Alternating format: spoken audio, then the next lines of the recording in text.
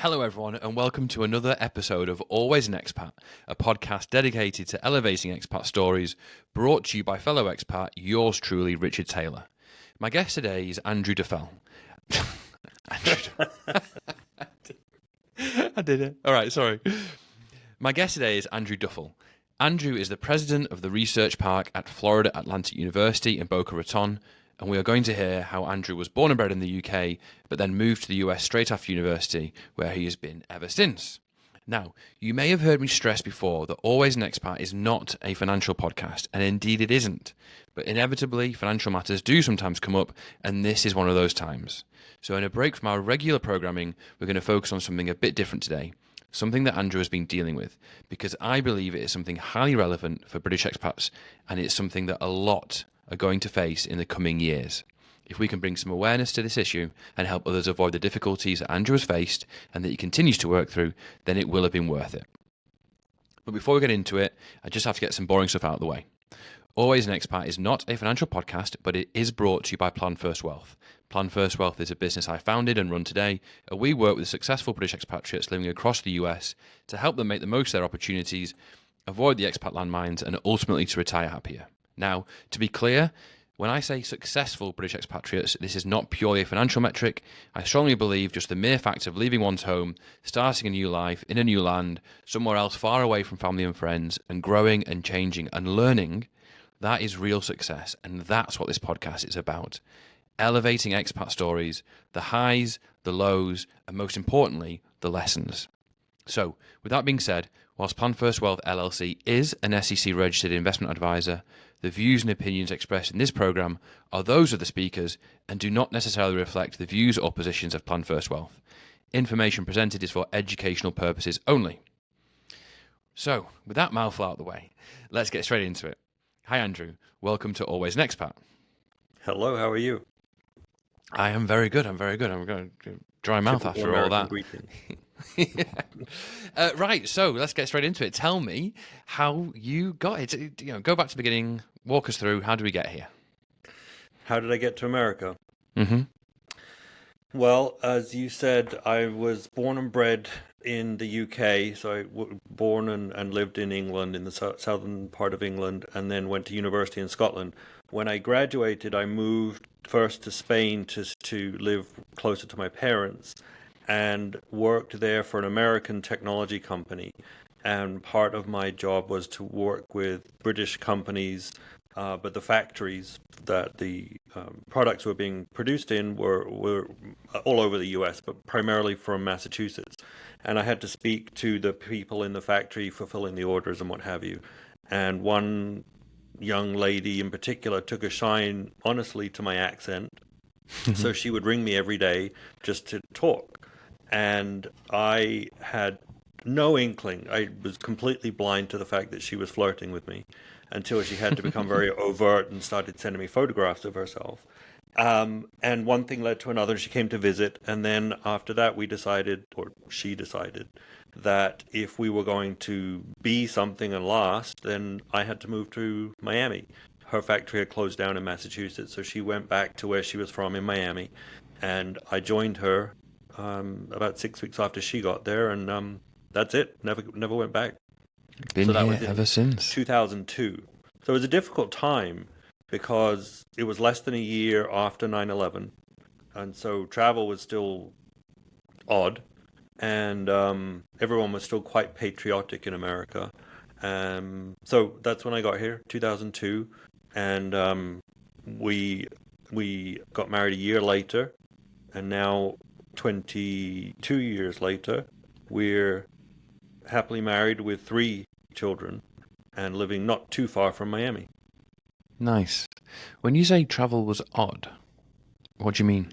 What was it? Well, we were still learning what the world we live in now looked like. There was all the different rules about shoes on, shoes off, belts on, belts off. We hadn't yet had the underwear bomber. So there was new rules almost every week, it felt like, about what you could or couldn't take with you. People were still a little nervous about traveling because of what had happened. And so, and I was a traveler, I am a traveler, so, I loved going places. But at that time, it was you thought twice about it because everything was still so fresh. And I for 9/11, I was working in Spain at a World Trade Center in a flight path. So while we were watching the events in America online, which was novel at the time, we were watching planes fly past us in the World Trade Center, so we were very worried. So it was just a strange time, and things hadn't settled down yet, and they still had all those coded, yet color coded alerts about what level of threat there was, and that was all in very much at the forefront of people's minds. So it was just a tumultuous time, I suppose, an uncertain time. 9/11 was obviously an enormous tragedy for what happened on the day, and then what's happened in the decades since, to be honest, with the people who inhaled all the toxic fumes. I know. But I do think a side tragedy has been the not ruination, but yeah. I don't really remember travel pre 9/11, but the impression I get is that it went from being fun to being an ordeal. Oh, yes. Yes, that's true. Downright unpleasant a lot of the time. It really is. And it was different. It was different before. It was almost, and people celebrated the fact that it was almost like catching a bus. You could run to catch a plane half an hour before it left, and you could still make it. And I was in my 20s at the time, but before that, when I was younger flying, the captain would always invite us into the cockpit to watch landing and so on, and do it for takeoff and for landing. Then that never happened until we flew from here in southern Florida to Atlanta in the summer. And my youngest is 4. The captain invited him to sit. The plane wasn't moving, but invited him to sit on his lap and look at all the instruments in the cockpit, which made my jaw drop because it's so long since that had happened, and the captain was open enough to invite somebody in and let me take pictures. So that was a nice change. But it has been, it's still, with the number of people and the security and so on, it's still a massive ordeal and not like it used to be. No. It's a shame. It's a shame. Right, so you're in the UK, you're in the South, and you go to college in Aberdeen, right? Yes. That's a long way. That's an American-style distance to travel to college. It is. It was interesting. My mother and grandfather decided to drive me up. They needed 2 of them to share the driving on the way back, and we made it, I think, a 3-day trip. We stopped off somewhere in England, and then we stopped in Edinburgh for the night before we finally got to Aberdeen. So it was a road trip, and I don't know. I mean, I went to school in the South, in Kent. I mean, really in the South, boarding school, and then felt like my friends and I all picked universities that were far from the South. We all wanted to go far away to experience other things, and I really did go far. I mean, other than the Orkney Islands, I don't think I could have got much further. No. So yeah, it was different, very different experience there. I worked for Scottish Widows for a while, so I made the drive up to Edinburgh a few times, and I'll never forget how incredibly stunning the drive is. Once you get into Scotland, between Scotland and between the border and Edinburgh, it's breathtaking. There's a great chippy on the way as well. I'll never forget that. So your parents were living in England at the time. Did they move to Spain when you went to college or university then? No, they moved to Italy when I was very young. I was 7 or 8 when they moved to Italy, and then stayed there for 8 years, and then straight from there to Spain for another 8 years. So when I was growing up, it was always between my grandparents' house, really, and them in whichever country they were in. So you went to boarding school from a young age then? 11. 11. And what were they doing in Spain, in Italy and Spain?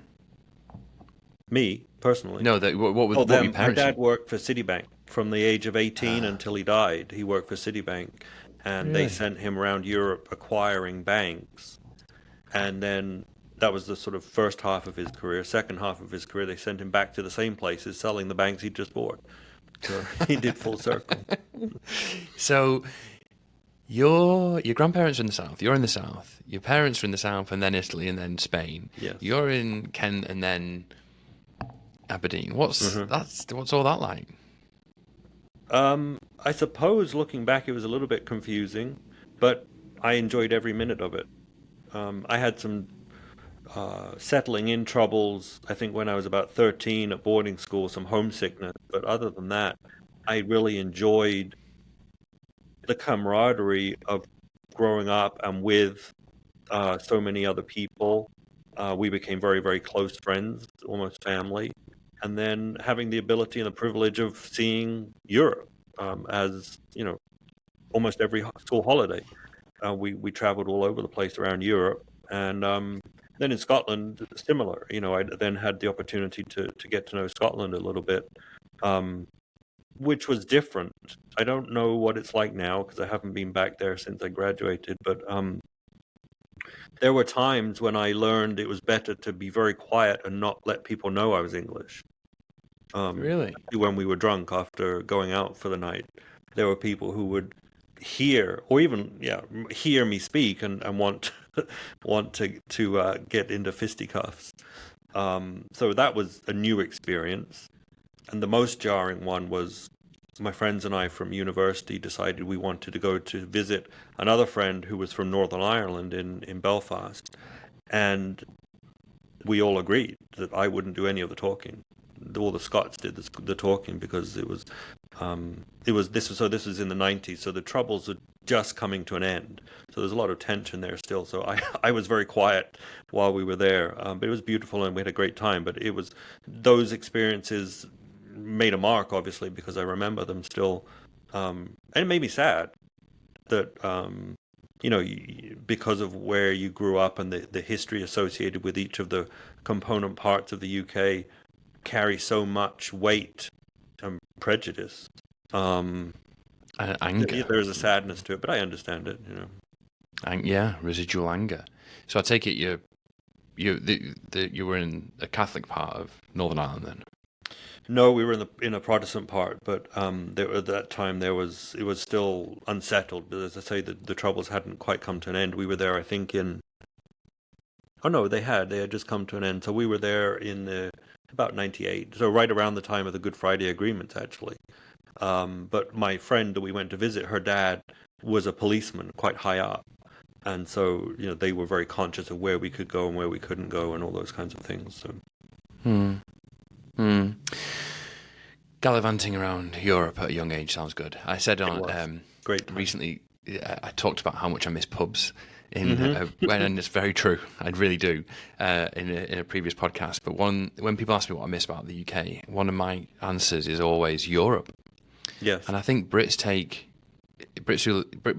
take our access to Europe totally for granted. The fact that you can jump on a plane and be in Paris in an hour, Madrid, Rome, Barcelona, all these wonderful cities and countries. We just totally take it for granted. And then when you lose that, you realise what a benefit it is, what a great privilege it is having all that on our doorstep. Absolutely. And it's so accessible since, well, when we were in the EU, it was so accessible. All the prices came down on the flights. I mean, you could really go to Madrid for £50. Yeah. I mean, it's ridiculous. And so on your doorstep, as you said, you have all these different cultures, languages, towns and things to visit, sports opportunities to go and watch matches and what have you, that we did take for granted. And it's very different here. Yes, you can go from one state to the other. But, because of the way America's developed, it's all very much the same. So there are differences, of course. But the differences are much more clear in Europe because of the different languages and the different cultures that are ancient. It is different, and it was really exciting and fun. I think there are some places in Europe, certain Greek islands, certain places in Spain, that deeply dislike the cheap flights. Yes. That bring us Brits, especially us young ones, to their shores. It's wonderful that we have all this access, but some of our behaviour hasn't been all that exemplary. No, not at all. I remember taking my wife to visit my parents in Spain, and we drove up from Barcelona. They were living there. We drove up to the Costa Brava, and she was amazed to see signs for restaurants in English that said, burger and chips, and the football match is on, or but all the prices, even in pounds, and everything was just English. And I said, people love to come. They want to be in England with the sun. That's what they're here for. They're not here for the culture. They're here for the beach and the sun. So they want, fish and chips and mushy peas, and Yeah. and a good beer and the beach. They're not interested in whatever it may be, the tourist monuments or churches or whatever else it might be. So yeah, it's double-edged, I suppose. Yeah. Yeah. Right. So 20 odd years in the US, married to an American kids, then I guess, right? Yes, but my oldest, my girl, is 17. She'll be 18 soon. She somehow is the most British of my children. She can do a very good English accent. She loves all things British. So, yes, she's born here, but she's got a real British spirit about her. My middle boy is much more from my wife's side. She's American, but her heritage is Cuban. He's very much more like her, and then the little one, I think, is more like me, but we'll see. He's only 4. Do you have you got US citizenship for them? Can you do that? Well, yeah, since they were born here, they've got it. Oh, But sorry. I meant UK, British. yes, and so the older two have had it for a long time, and I had to renew their passports recently and get the first one for my youngest, and the process was so easy. I was honestly amazed because it's such an ordeal to get an American passport, especially for a child. Hmm. So the British one, I did everything from my phone, including taking pictures of him and uploading them and having them accepted. Everything online, never signed a piece of paper with a pen. Everything online, and the passport was in my hands in about 3 weeks. It was Wow. absolutely a breeze. Contrast that with getting him, an Yeah. American-born person, a passport here. Both parents have to go to the post office with him, sign papers. They have to take the photographs, you send it away. Maybe 8 or 10 weeks later, you might get it if you're lucky. It was night and day. I was really impressed with the way the passport office had managed that process, Yeah. especially for someone who's not even in the UK and he still hasn't even been to England. Yeah. It's pretty wild, isn't it? I don't know how they make such a bugger of it here, to be honest. I don't know. It doesn't need to be this hard, and it's like 3 times the cost of getting a British one as well. That's right. That's right. Yeah. Yeah. There's one. Yeah. Apparently, our taxes are lower here. I mean, maybe they are in Florida. I'm not sure they are up here, but you get they get it back elsewhere. Oh A lot yeah. of these things that you don't pay for in the UK, you pay for here, and they're not. Hmm. Oh, I Not do too think it evens out, or I know things are bad in England or the UK at the moment, so I won't say it goes the other way, but I think it does even out in terms of costs and fees and taxes, one way or the other. Yeah, I think so as well. So, 20 years here. Any looking back? Does anything like jump out at you? Any like surprises or challenges that you weren't expecting, perhaps? Or Well, I've lived here and I've lived in Georgia, so I haven't lived in many places around the U.S., so I'm not sure I can say it for all of the U.S., but Southern Florida in particular, more than 60% of the people here are from somewhere else, whether that's somewhere else in America or another country. So being foreign is very widely accepted and no one bats an eye. There are very few people actually from Florida. My wife is one 60%? of the very few, really. I mean, and even her parents came here, so they haven't been here long. Um, Andrew, did you say 60%? yeah. 60. Hmm. Wow, that is a Yeah. lot of Hmm. that is a lot of non-Floridians. Yeah. I don't know if you hear about it in the north, but we joke about Florida man here. There's, every day in the news there's a stupid idiot who's done something ridiculous. Um, I don't know, I can't think of one now, but just silly crimes. And it's always Florida man. And I think that Florida man exists because all the other states send their dummies here. And they do their dumb stuff here instead of wherever they were really from. So we've got all sorts here. Florida man. I'm gonna have to bear that in mind next time I do something stupid. Yeah. Yeah, 60%. Wow, it's strange for a state that's kind of got a reputation for being conservative, and the kind of expectation is that conservatives are unwelcoming to outsiders, quote unquote outsiders, and yet 60% of the population is not native to Florida. Well, yes. So not the whole state, southern Florida. So where I am, Palm Beach, Broward, Fort Lauderdale, and Miami is that region is 60% foreign born or outside of Florida born. And that's partly what makes Florida so complicated is because the vast majority of the land mass of Florida is rural and very conservative and southern, but the southern part of the state is very cosmopolitan, dare I say progressive, less so now. So there's an interesting tug of war between those forces all the time. Why do you say less so now? Well, in the last election cycle, so I suppose 2022, yes, so yes, when Governor DeSantis was reelected as governor, he was an anomaly nationwide, and he was elected with such a big wave, and the Democratic candidate was so weak that he caused a red wave in Florida. So a lot of local politicians that were Democrats and state reps and so on were carried away by that red wave and replaced by Republicans of Governor DeSantis's mindset.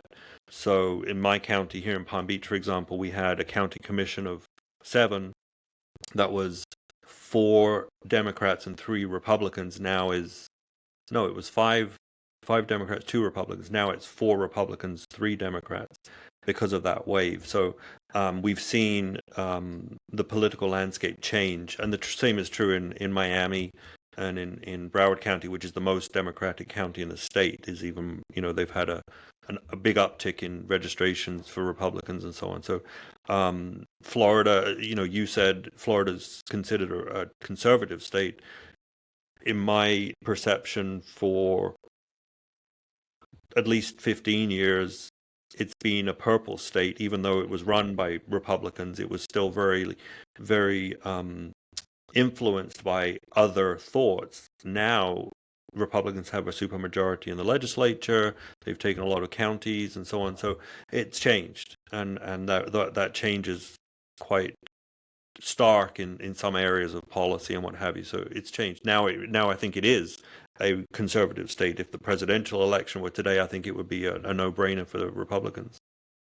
Well, that's a shame. So I was about to ask you, do you think that's just an anomaly that will right itself, or do you think the man on the street, do you think that the population of southern Florida is getting more conservative? And from what you've just said, it sounds like the makeup of the population, if the registrations are going up, that it's getting more conservative. It is. And I think that COVID made that happen.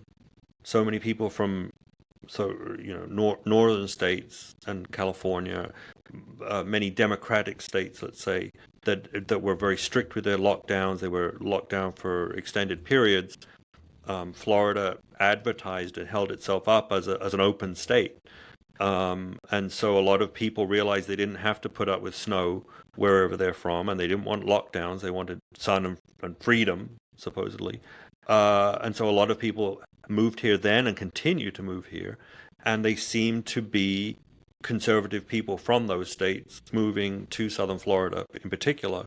So I do think that the makeup of the population has changed, and Democrats are losing registration and Republicans are going up for the first time in a very, very long time. I think statewide the balance may have tipped. I think the Republicans have it now in terms of registrations.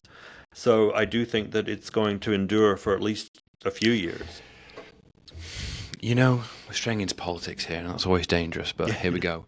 On LinkedIn, obviously, I'm connected to lots of people in the UK and America, and lots of people who are involved in transatlantic and cross-border stuff. And one of those people or companies is a service that help firms in the UK and Europe employ people in America and establish in America and grow. So they're constantly putting out content on states that are growing and states where people are moving and states where businesses are setting up. And I have to stop myself commenting. But I find it really depressing the states where everyone's moving and businesses are growing are the states with low income tax. Yeah. And they're all, they are the Texases, the Floridas, the Georgias, the South Carolinas, and the states where everyone's fleeing are the high tax states like California and New Jersey and New York, the more progressive ones. And you vote with your feet when you move to these places, and a lot of these states are moving in the wrong. Well, obviously it's entirely my opinion here, but they're moving in the wrong direction. Anti-progressive, and well, first of all, let's just have an aside. The fact progressive is a pejorative. I know. I don't think I'll ever fully.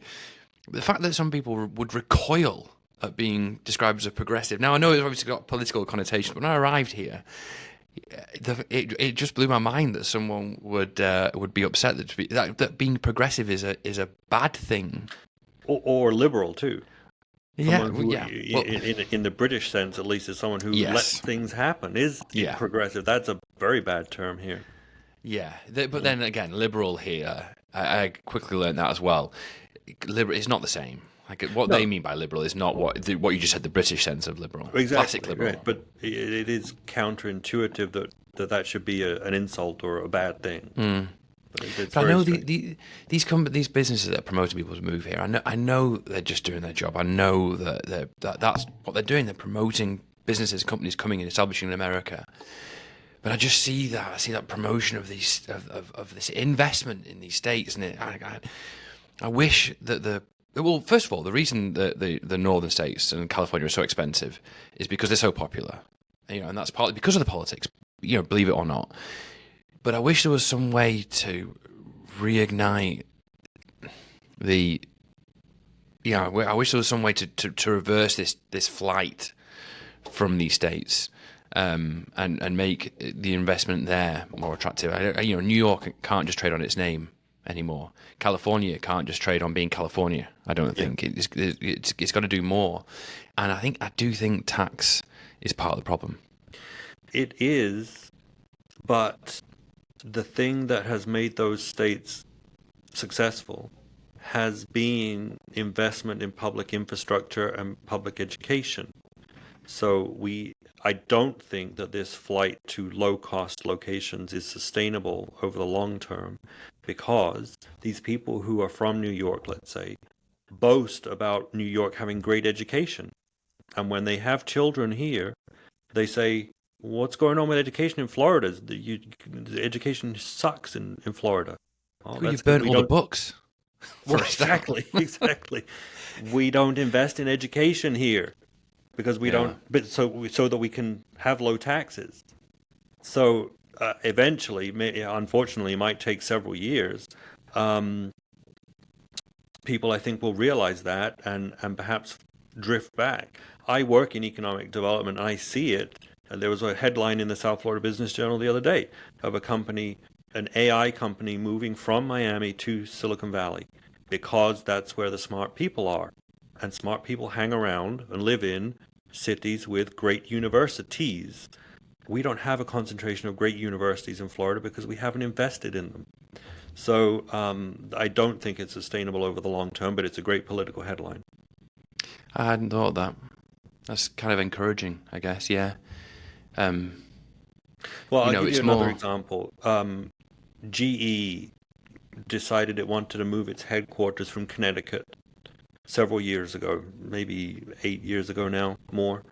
And Florida thought that it was going to be in the running, and lots of people put a lot of effort into wooing it. And they finally decided to go to Boston. And no one could understand why. You're going from one high-tax environment to another. And the answer was that we can't leave our people. The company is based on technology. We have to be around all the smart people, and Boston has a lot of smart people. It makes me think price is what you pay, value is what you get. Mm-hmm. It's that writ large, I think. Good. All right. Well, you've given me some hope for the future. So Good. Let's move on to less dangerous ground. So I alluded to something you've been having to deal with in the intro. So can you Can you introduce that? And Certainly. My dad had an illness in 2015 and died in 2016. And thankfully, his affairs, I managed to get them in order before he passed, and it was easy because everything was left to Mum. So we didn't really have to interact much with HMRC and probate and what have you.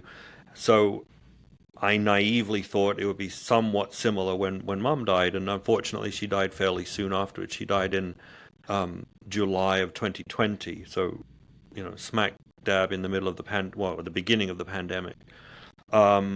So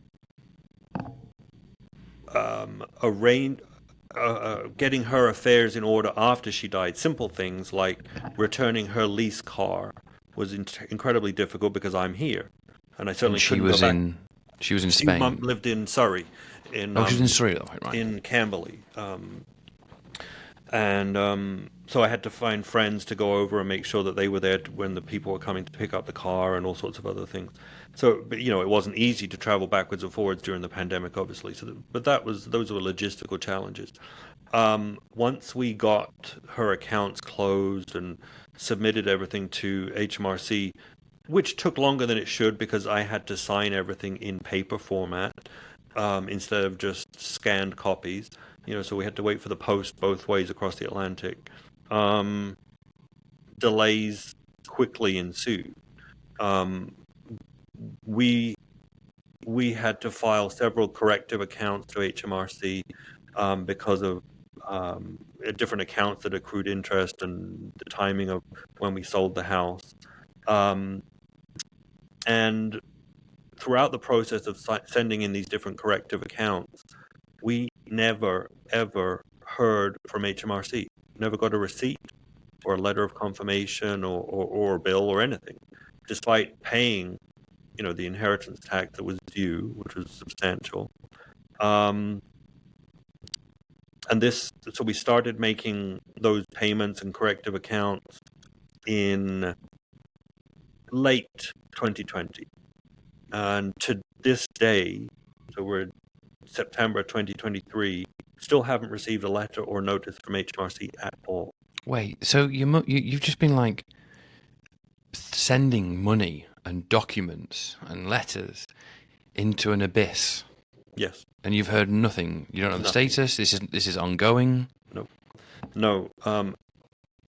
To my great frustration, because as I keep telling my solicitor, it's been 3 years since Mum died and I've grieved her, but I can't close the door on that chapter because we're still dealing with her affairs. I still get letters in her name, and I'm still, having to do things for her and in her name frequently. So I can't close that door. So emotionally, I'm in still a little bit of a limbo. And financially, I'm not a beneficiary of the estate. Mum decided to leave almost everything to her grandchildren. But the children have no access to their funds 3 years later, after Mum died. But the government does. I don't remember the exact figures, but inheritance tax was close to £1 million. So HM Treasury has had £1 million to spend, and I'm sure has long since spent, but the people who were bestowed or bequeathed the remainder of the estate have yet to see it, and in that 3-year period have lost out on several £1,000s of interest and earnings that they could have had as minor children if I had been able to invest those funds for them. So they've got a big opportunity cost that they've missed out on, and that's not fair. So those funds are still in your mum's various accounts, of which you're executor, right? We've now consolidated everything into the solicitor's escrow account, so it's sitting in the solicitor's escrow account. Nothing. It's just sat in the solicitor's escrow account, right? Really? Mm-hmm. So it's not your mum's account. So you've managed to get it to that point, but now you can't get.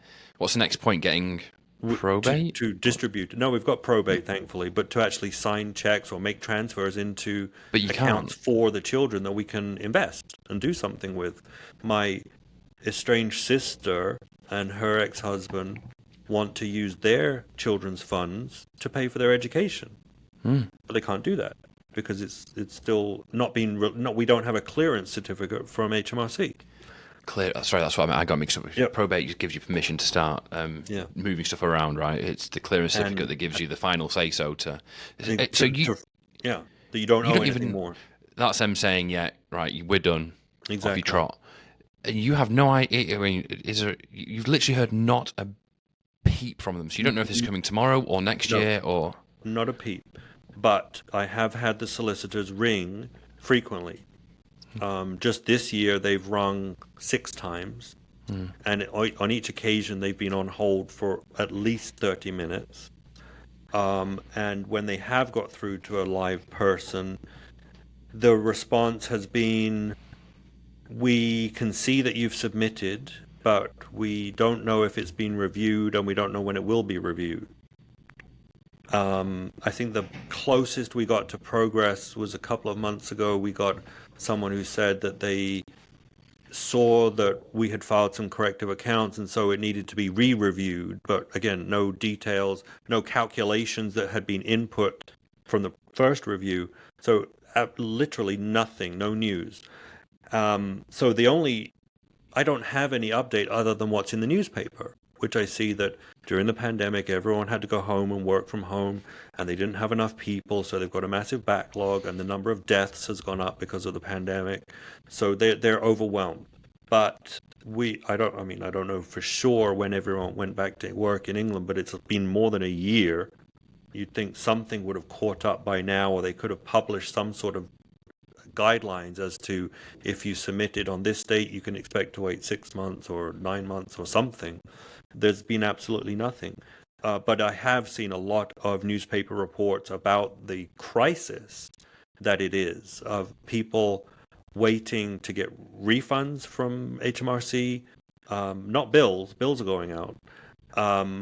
And I even read yesterday that there are now people who are being penalized essentially because they've not been able to get their funds within a year and to reinvest them and to get some sort of tax break. So much so that the government's having to now consider extensions on those benefits because the funds are not being released. So the last thing I did was, I think last week or the week before, I wrote to Mum's MP. And I had thought about doing this a long time ago, but I was hesitant because I don't live in England, so he's not my MP. Mum's dead, so he's not her MP anymore. So I didn't think he'd care. But finally, the solicitor wrote to me and said, we've had other clients that have done this, and the MP, even though the beneficiaries aren't there, the MP has been willing to try to push HMRC. So I already knew who it was, but I looked up who the MP is, and it's Michael Gove. Oh, is it?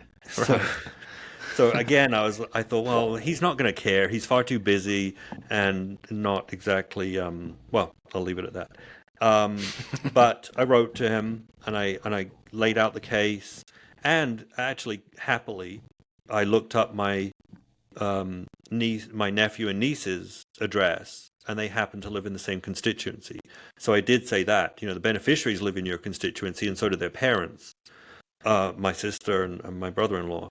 So I think that may have helped. So I did get a response from his office that said that he will write to the chief executive of HMRC.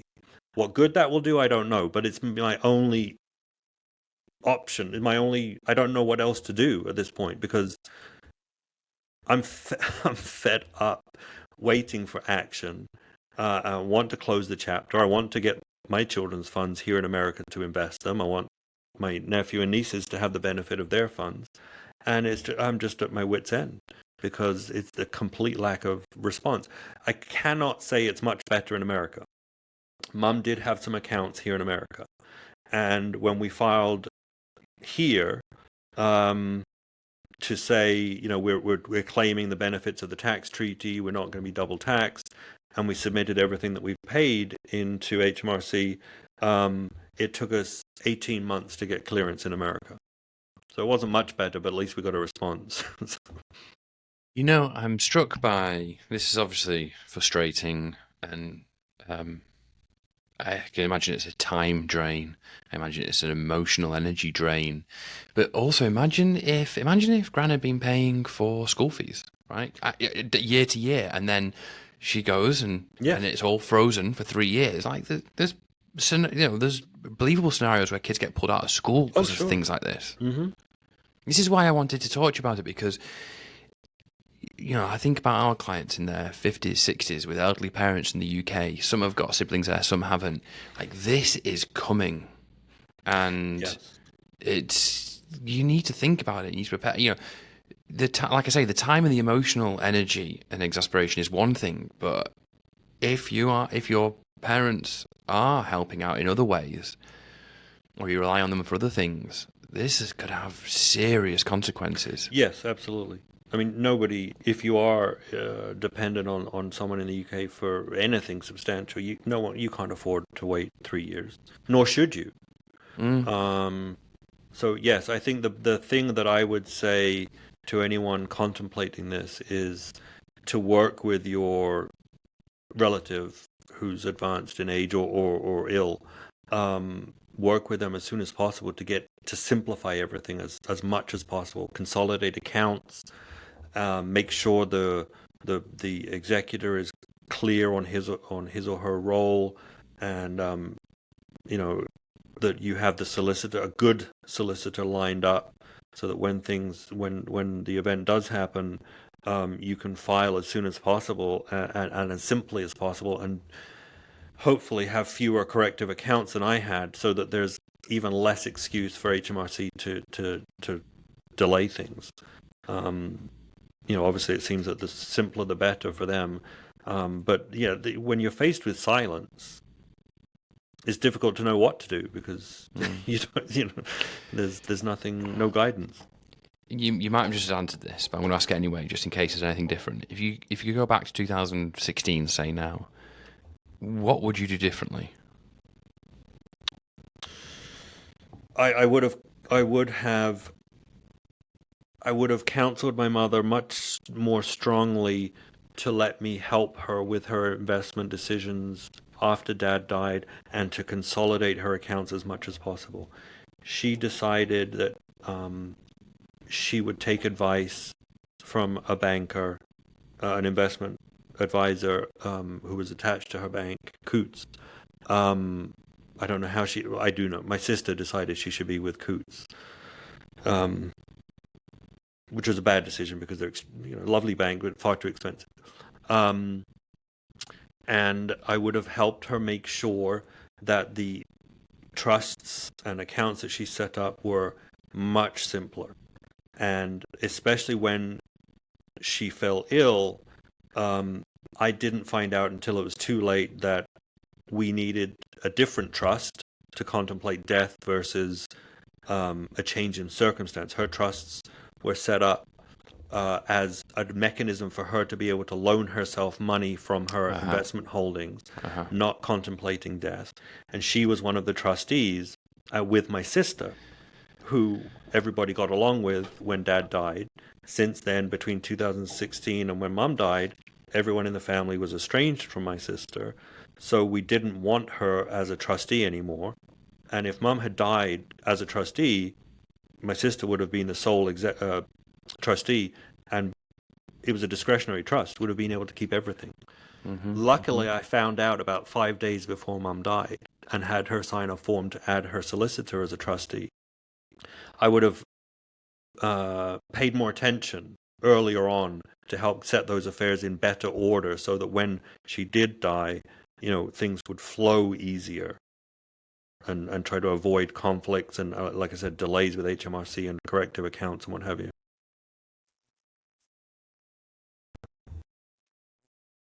Yes, yeah. And I wish that even instead of the solicitor, I made an assumption that I wouldn't be able to be the trustee because I was not a UK resident. I don't know that that was true. I wish I'd had time to find out so that I could put myself in there instead of, or a friend in there instead of the Yeah. solicitor, because with him in there, he cost more money, and then he retired, so he was more difficult to get a hold of, and he was much more willing to acquiesce to my sister's ridiculous demands, and that caused more delays and all sorts of things. So I would have tried harder to be involved in the way that Mum set things up, but I wanted to be respectful. You've got those familial boundaries. I wanted to be respectful of her discretion, her feelings, and what she wanted to do. But I would have been more forceful in trying to set things up so that it was easier to administer after the fact. Well, look, you've actually kind of answered one. I was actually going to go down the trust route, and say like you could have considered trusts to get them out of her estate. So a lot of this was handled essentially while she was alive. Yeah. Yes. But then that's very dependent on what trust you have. And clearly, you didn't have the right trust. And second of all, you've got to be super careful when you've got US people involved. Mm-hmm. So you not adding yourself as a trustee, probably you dodged a bullet there.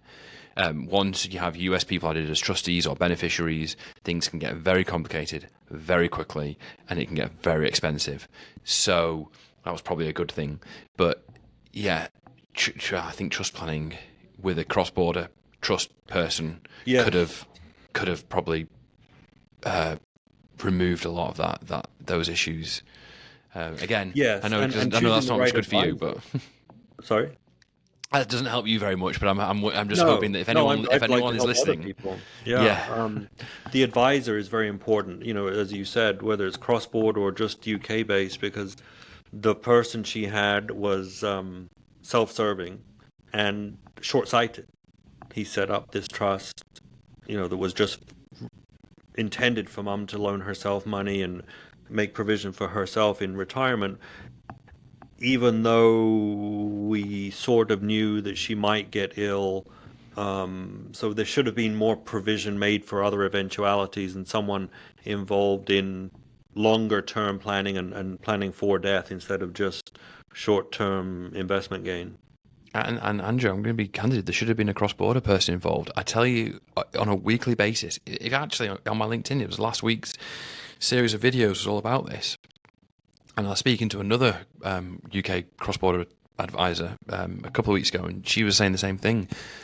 We're constantly coming across people. Same profile, right? Clients in their 50s, 60s, got elderly parents.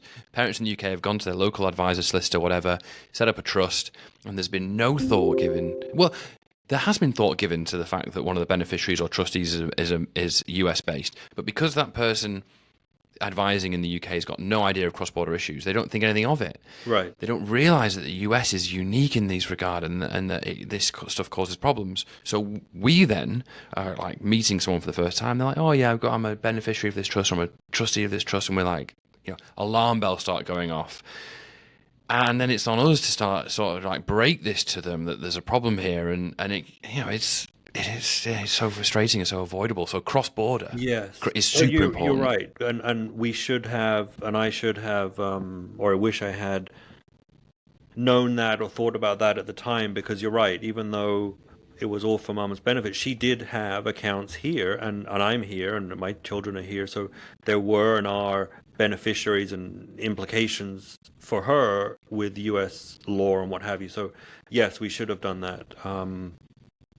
Thankfully, I don't have to go through it again, but if I did, yes, I think that's something you absolutely should do.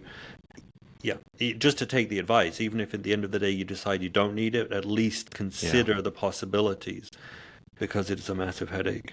Yeah. Bob at H&R Block, he hasn't got the answers.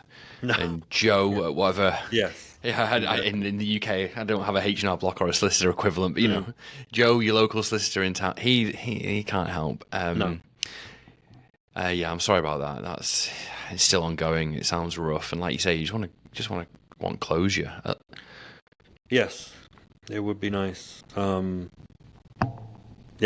it has been a long time. It's been incredibly difficult. It's been made worse because of the estrangement with my sister. Yeah. But yes, it could have been much smoother, and I'm worried because my grandfather is still alive. I'm going to see him in December. He lives in or near Windsor. Um, he's 93 in January. He's not going to live forever. I do have my uncle who is his executor, but he lives in Canada. He just Ah, arrived in England today to visit him. But he lives in Canada. So between the two of us, we're not in England. We don't know, unfortunately, English law and how things are done in yeah, England yeah, anymore. yeah. And I know that the solicitor granddad has in Crowthorne in his village has no idea about American or Canadian law. Um, so, there is another event coming at some point, and I'd rather be done with my mum's stuff before we have to move on Yeah, yeah, to of to course. his. Yeah, of course. Another thing actually that is important for people to think about is the office of the public guardian. If you have a family member in England, you can be a financial guardian for them and a power of attorney guardian for them, but you have to file all the paperwork with the Office of the Public Guardian, and that obviously is more difficult from afar. But to have that in place before someone Hmm. gets ill or someone dies, again, is very important. With my mom, she had my sister and I as the guardian or power of attorney from years before, and by the time she got ill, she was estranged. Now my sister's trying to make decisions, but mom didn't want her to make decisions, but she's ill, so she doesn't have the energy to fight it. I'm in America, so I'm more distant and can't do much. So that's a massive confusion and source of potential problems. So keep those things up to date, think about their implications, and make sure you've got the paperwork filed. This is one of the probably the downsides of being an expat. There's so many upsides to it, but I imagine I don't want to put words in your mouth, but I imagine you never felt further away. You never felt the distance more than Oh, during those absolutely. periods. It was horrible. Yeah, Horrible. The pandemic made it worse, but it was horrible because, I couldn't get in the car and go over and help. The worst was before she was admitted to hospital. She had terrible shoulder pain, which I didn't realize at the time was the cancer, and she was on morphine. And she took her morphine and went to bed. She was supposed to have rung one of her friends before she went to bed, and she didn't. Thankfully, that friend rang her and couldn't get her on the phone, so she rang me, 4,000 miles away. hmm, I couldn't go around and knock on the door or, go in and see what was up. So I start worrying. Ring my brother-in-law who lives close. He couldn't go over there because he had the children that day. He couldn't leave them in bed asleep. So we had to call the police to go to his house, get the key, go to mum's house, let themselves in and see what had happened because we thought she'd died in her sleep from an overdose. She had overdosed, but they roused her, and thankfully she was okay. But, we had people in France, in America, in England, Canada, worried out of our minds about what was going on because I couldn't go over and find out. yeah, And that just continued. Once you get admitted to hospital, it's difficult to speak to anyone. And worse with the pandemic, that no one could even visit her. So she was completely alone. Thank God for Skype and FaceTime and what have you. But when I did go, because she was going to be discharged, I spoke to the doctor, and it was during the pandemic, and I said, can I visit with her in hospital? And they said, you're not allowed to, but because you're coming from so far and she's terminal, we'll make an exception. So I get off the plane, go straight, I think I landed at Gatwick, went straight to the hospital, couldn't get past the door. No one had heard of me, no one cared. The nurse had to run between me and mum in the ward to bring me her handbag to give me the keys to get into her bungalow. So that was just an added layer of stress and frustration. I was almost screaming. I've flown across the Atlantic. The doctor said I could see her, and they said no, you can't. So yes, being far away was very difficult. And then the day she died, or the day before she died, um, she was very, very weak. And I said to my sister who was with her, ask her if she wants me to come. I said, if she wants me to come, I'll be there in the morning. And she said no, but of course I wanted to be there. But do you really jump on a flight across the Atlantic when she could have died while I was still flying, and you miss it, and it's horrible. Yeah. Oh, sorry, that sounds terrible. I missed my my gran died, and then my grandpa I was due to go back to the UK to spend some time with my grandpa, and Storm Jonas came in, which was this massive storm that hit the northeast. I've never known anything like it. It was quite phenomenal, actually. But all flights got downed. I just couldn't get out. I was actually stuck in San Francisco. I managed to get from San Francisco to New York, but I couldn't get out of New York, and I missed it. And I actually said said goodbye to him on FaceTime in Central Park. My wife's got a great picture. So thank God for FaceTime. Yes. But so I was going to see him, but then he ended up getting ill, and my gran had passed away like 2 months before, and it turns out, with hindsight, he was just holding on for my gran, basically, and then as soon as she went, he went. Yeah. So it was a surprise, kind of, in a blessing in a way, I guess, right?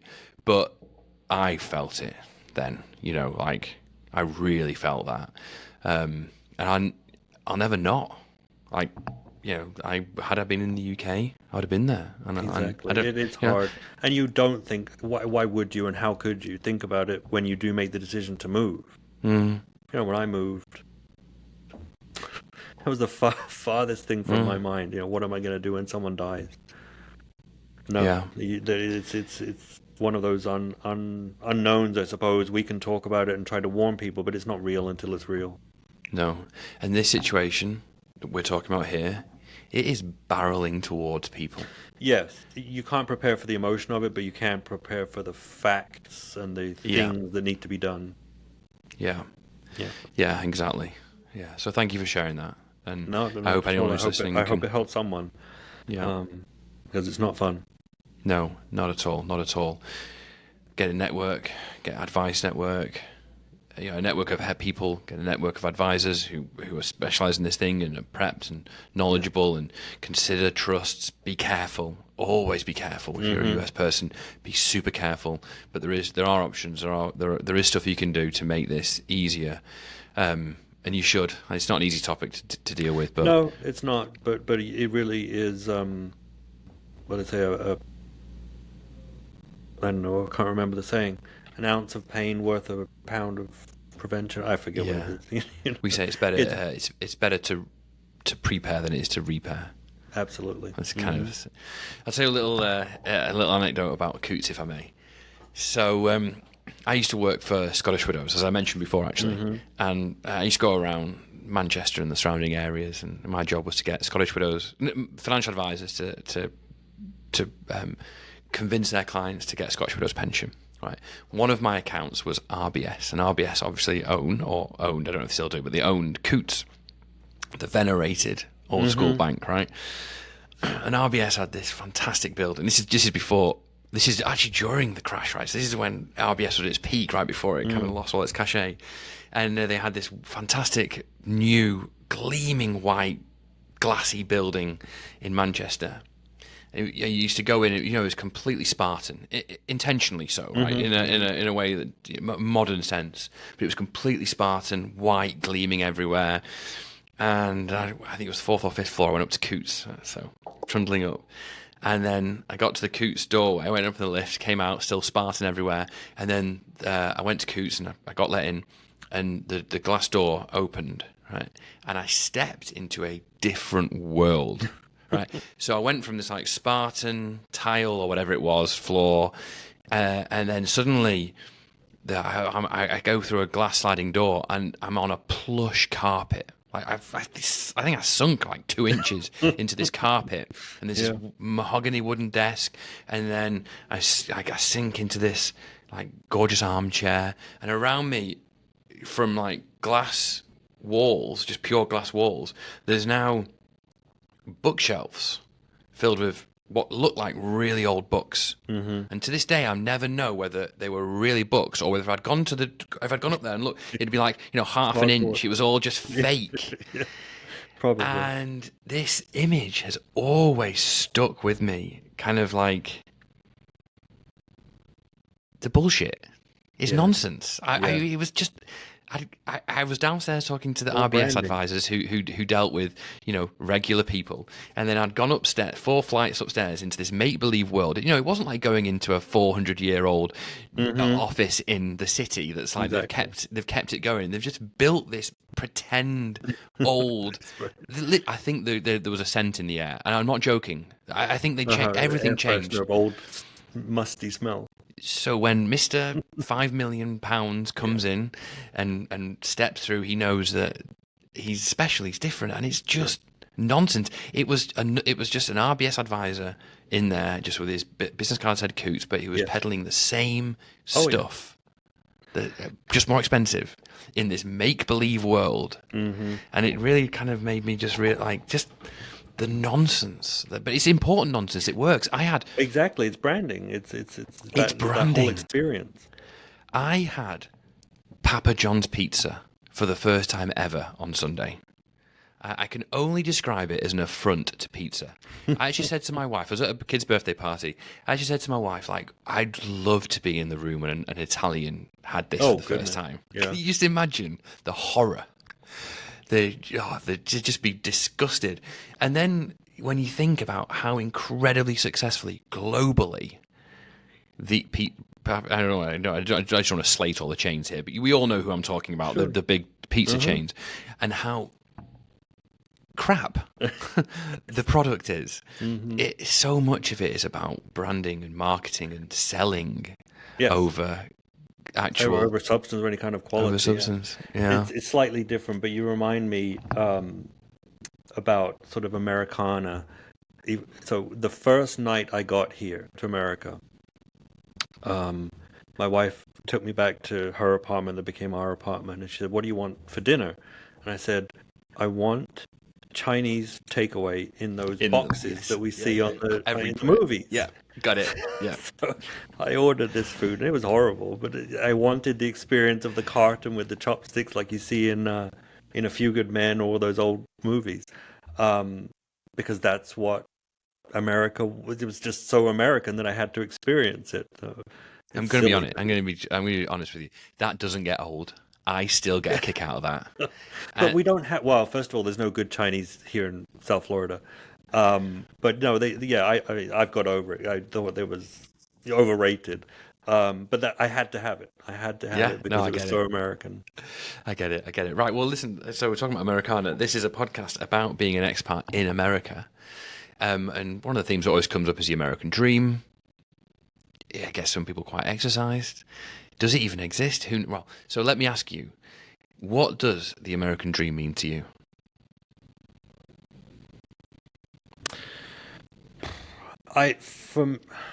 Honestly, I don't know. I don't think that there is an answer. I think it's supposed to mean you have the freedom to pursue whatever it is that would make you happy, whether that's family or a job or material things. But I think that may have been something unique 20 years ago. I think that today America has changed so much and the rest of the world has changed so much that when people say, I could only do this, whatever it is, in America, I don't think that's necessarily true. I think you could become a multi-billion-dollar successful entrepreneur in England or in South America, and somewhere, Argentina, Chile, despite the difficulties, as much as you could in America. I think that things have changed so much, probably not for the good in America over that time, and the rest of the world has caught up, even with their own unique challenges, that the unique American dream is a dream, is an illusion. Yes, it's that people still come here because they're fleeing oppression, but people move from America to Europe, Canada, other places for the same reason. Different kinds of what is felt as or perceived as oppression, but because they don't. I'm thinking about leaving Florida. I don't think that it is this unique shining city on a hill anymore. I think there are other options.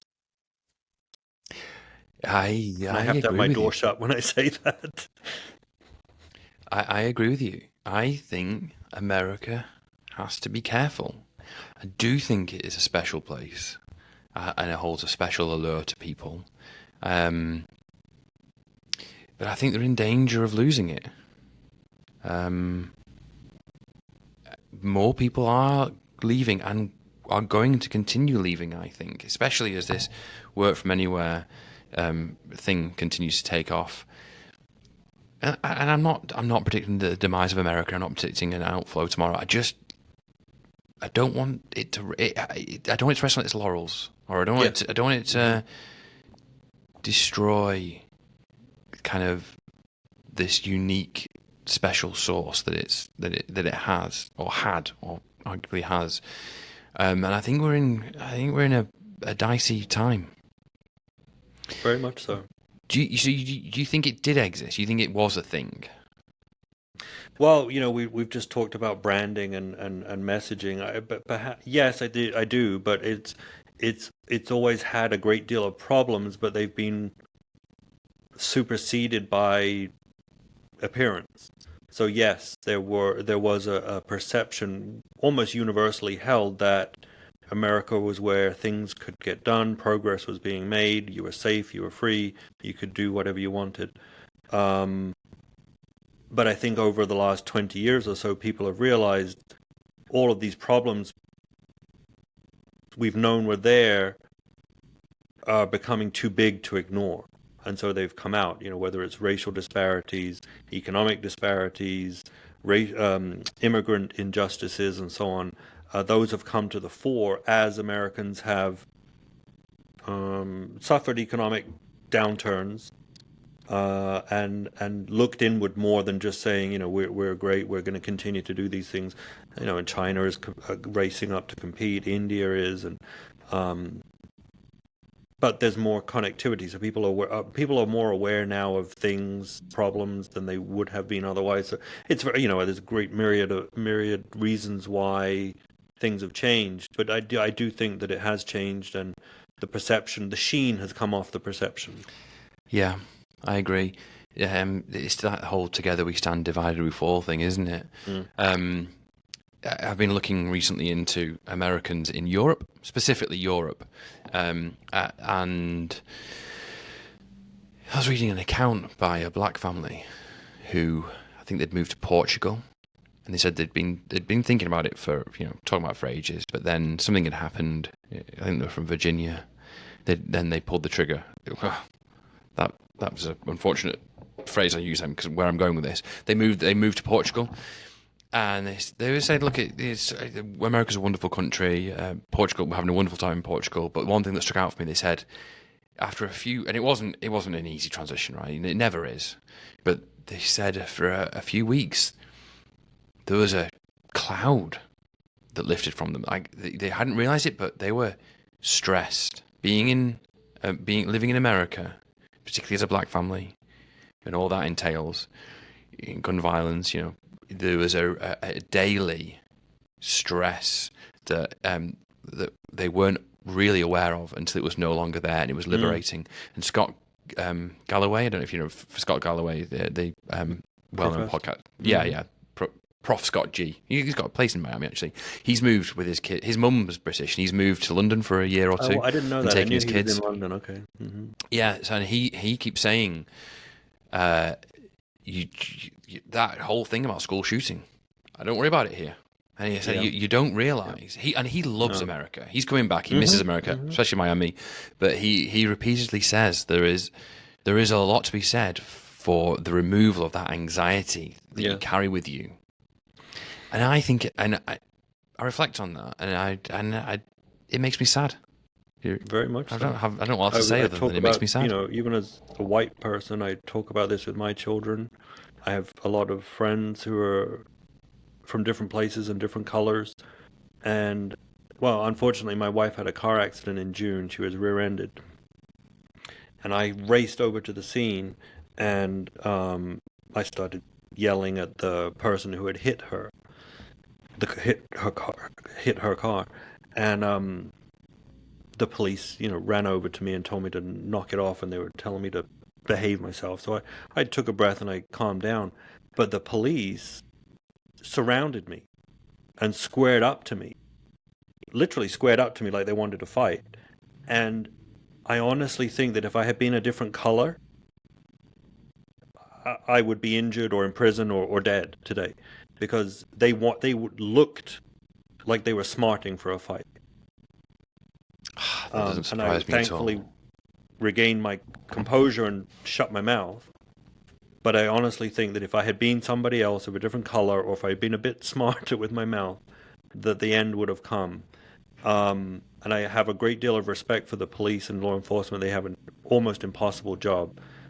But I have encountered several law enforcement officers who don't diffuse situations, they worsen them. And so that's really unfortunate. So, speaking about the racial aspect of law, interactions with law enforcement, it's a big problem, and completely unjust and unnecessary. I've got no personal experience like you have like that, but that's kind of my not biggest fear. It's a major fear. I think there is a cultural problem in law enforcement, not just the police, but law enforcement writ large. There is an aggressiveness that she's just, I don't believe is present elsewhere, and it's extremely unfortunate. Scary. I like the fact, I'm not a policeman in England, but I like the fact that most police in England or the UK still don't carry guns. Yeah. I think there's something to be said for that. Yeah. I'm watching 100%. a television series at the moment called The Fall with Gillian Anderson, and it's set in Northern Ireland. The police there in the show are carrying guns. I don't know if that's true or not, but I can understand that unique circumstance. But the rest of England or Britain, in a normal run of the mill day, the police aren't carrying guns, and I think that there's a de-escalation inherent in that right off the bat when things happen. Yeah. I don't know. It's difficult. No, I agree with you 100%. Sadly, while this population is so well armed, it can't happen here. Right. And even aside from that, there is something that attracts people to law enforcement here, who, to use what you just said, spoiling for a fight. Yes. My wife told me she had read something recently that talked about a fine line between the criminals that the police pursue and the police themselves, that they have very similar traits, and something in their individual lives take them off, on divergent paths, but they could easily be interchanged. I don't know, I haven't looked at it closely enough, but I thought that was an interesting observation. Yeah. Right, well, on that note, The Fall is a great TV program for anyone watching who hasn't seen it. I highly recommend it. It's fun. I enjoyed it's dark at the moment, very dark. Yeah. But a good, interesting show, yeah. Yeah, great show. Yeah. Right, Andrew, thank you very much for being on the show. Pleasure. If anyone would like to get, is interested in connecting with you, where can they find you? I'm on LinkedIn. I think the ending of the URL is AS Duffel or Andrew Duffel. I'm on Facebook. Not on X anymore, but I'm on social media. Andrew Duffel, Duffell. Super. Well, thank you for coming on. Thank you for sharing your story, and I'll see you soon. My pleasure. Thanks very much for having me. Thank you.